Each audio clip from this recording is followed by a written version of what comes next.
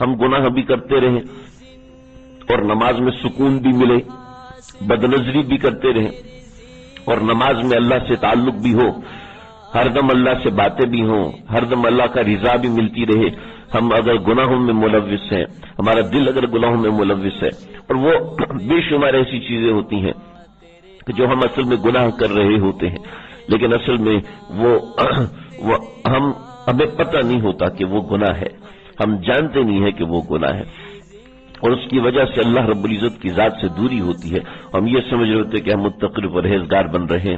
تو بہت سی ایسی چیزیں ہیں جس کے لیے ضروری ہے انسان اس کو سمجھے، کسی اللہ والے سے تعلق بنائے، کسی اللہ والے کی مجلس میں جائے. اللہ والے کی مجلس میں جائے بغیر انسان کو کیفیات روحانیہ نہیں ملتی. دیکھیں، اللہ سے محبت کرنا، اللہ سے محبت ایک روحانی چیز ہے، اور روحانی چیز کے لیے ہمیں کسی سے وہ چیز سیکھنی پڑے گی. اللہ رب العزت کی محبت ایک روحانی عمل ہے، اور روحانی چیز انسان کو روحانی لوگوں سے ملتی. مجھے کچھ خبر نہیں تھی تیرا درد کیا ہے یارا،